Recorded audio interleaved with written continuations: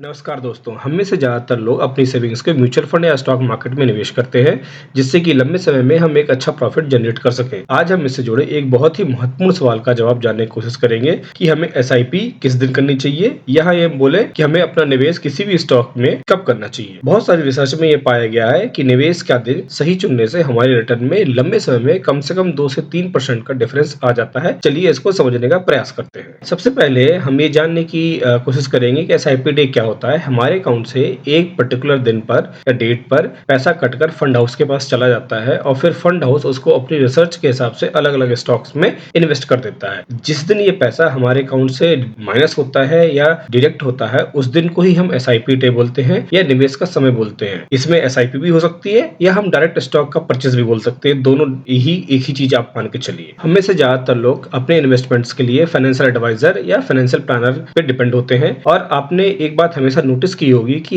ये लोग हमेशा आपको मंथ की स्टार्टिंग में इन्वेस्ट करने की सलाह देते हैं। ये लोग हमेशा आपको फर्स्ट, फिफ्थ या 10th की डेट सजेस्ट करते हैं निवेश के लिए, और ऐसा करने का इनके पास 3 बहुत ही महत्वपूर्ण कारण होते हैं। पहला कारण इनके पास होता है कमीशन, जो कि आपके हर इन्वेस्टमेंट पर यानी हर महीने के इन्वेस्टमेंट पर एक कमीशन के रूप में इनके पास आता है, और ये इनके लिए एक तरह से सैलरी की तरह बन जाता है। दूसरा जो कारण इनके पास होता है, ये चाहते हैं कि जो भी आपका इन्वेस्टमेंट है आपके खर्चों की वजह से वो अवॉइड ना हो जाए या आप उसको भूल ना जाए, क्योंकि यदि आप ऐसा कर देते हैं तो ये उनकी एज ए कमीशन पे भी इम्पैक्ट करेगा और उनकी जो सैलरी की तरह जो उनका कमीशन आता है उसको भी इम्पैक्ट करेगा। तीसरी चीज जो होती है, जो बड़े बड़े म्यूचुअल फंड हाउसेस होते हैं वो अपने एजेंट्स को या एडवाइजर्स को ये रिकमेंड करते हैं कि भाई आप अपने किसी भी कस्टमर को जो एक पर्टिकुलर डेट आप सजेस्ट कर रहे हैं वो मंथ की स्टार्टिंग की डेट ही सजेस्ट करिए। और ये इस चीज का सजेशन देने के लिए भी म्यूचुअल फंड हाउस अपने एडवाइजर्स एजेंट्स को एक कमीशन के रूप में एक पैसा देते हैं। तो ये सारे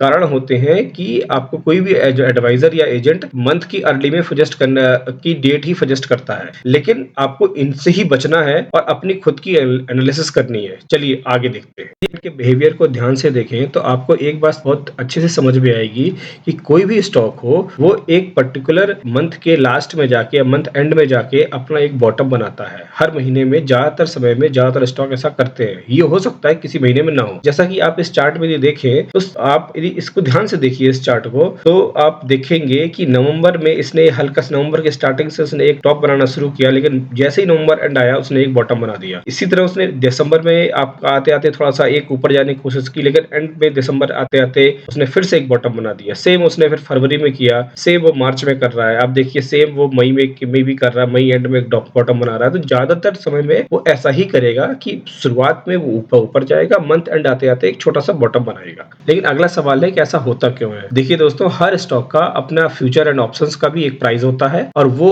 मार्केट में ट्रेड भी होता है, और मंथ एंड में यानी ज्यादातर 22 तारीख के बाद उस फ्यूचर को या ऑप्शंस को किसी भी आदमी को बेचना होता है। यदि वो नहीं बेचेंगे तो राउंड ऑफ हो जाता है। इसलिए स्टॉक में अचानक से मंथ एंड में बहुत बड़ी मात्रा में वॉल्यूम आ जाता है और वो सेल होना स्टार्ट हो जाता है, जिससे कि स्टॉक का जो कि डिलीवरी बहुत ज्यादा है, डिमांड कम है और डिलीवरी बहुत ज्यादा है। इस वजह से होता क्या है कि स्टॉक का प्राइस नीचे डिप लेना स्टार्ट कर देता है, और यही एक बेस्ट टाइम होता है किसी भी रेगुलर इन्वेस्टमेंट करने वाले व्यक्ति के लिए। इसलिए मंथ एंड की 3 डेट्स जो होती हैं वो बेस्ट होती हैं, 25 तारीख, 28 तारीख और 30 तारीख की। इस टाइम पर यदि आप इन्वेस्ट करते हैं तो आपको नॉर्मल इन्वेस्टमेंट से कम 2 से 3% का रिटर्न ज्यादा मिलेगा, और आपके पास एज पर यदि हम इस पे जो अच्छा रिटर्न मिलेगा उस हिसाब से आपके पैसे पर एक अच्छी ग्रोथ भी मिलेगी। चलिए इसको हम प्रैक्टिकली एक एग्जांपल लेते हैं और उससे समझने का प्रयास करते हैं। हमने देखिए ग्रो की जो वेबसाइट है उसको ओपन कर लिया है, उसका एसआईपी कैलकुलेटर हमने ओपन किया हुआ है। यहाँ हम एग्जांपल के लिए 10,000 अभी ले लेते हैं just for the understanding purpose, ताकि आपको समझ में आसानी से आए।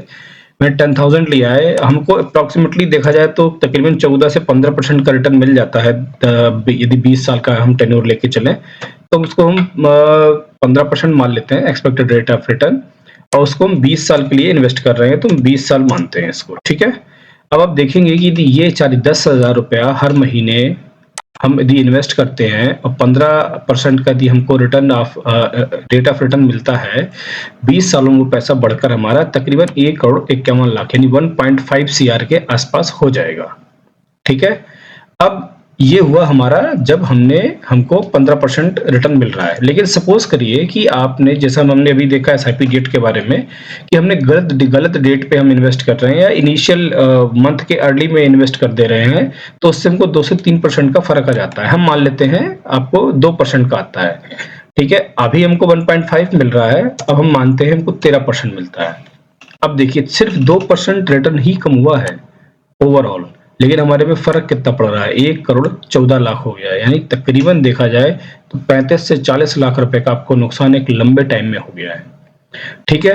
और मान लीजिए वो 2 से 3% हो गया, यानी आपको 12% का मिला, तो आपका 1 सीआर भी नहीं पहुंच रहा है 20 साल के बाद भी। एक छोटी सी गलती आपकी आपको कितना बड़ा लॉस करवा रही है। अब आप देखिए 50 लाख रुपए का नुकसान सिर्फ इसलिए हो गया कि आप एक एजेंट के कहने पे मंथ के अर्ली में इन्वेस्ट कर दिए, जो कि आपको ढंग से अपनी एनालिसिस के हिसाब से, स्टॉक के बिहेवियर के हिसाब से करना चाहिए था, ठीक है। इस चीज का जरूर ध्यान रखिए। सेम लमसम में भी होता है, इसी तरह से लमसम में भी कैलकुलेट कर सकते हैं, ठीक है। रेट ऑफ इंटरेस्ट कम हो जाएगा तो ऑब्वियसली रिटर्न भी कम हो जाएगा, इसलिए इसका विशेष ध्यान रखिए हमेशा। वीडियो को अंत तक देखने के लिए आपका बहुत बहुत धन्यवाद। वीडियो अच्छा लगा हो तो इसको लाइक और शेयर करें और चैनल को सब्सक्राइब करें। Thank you.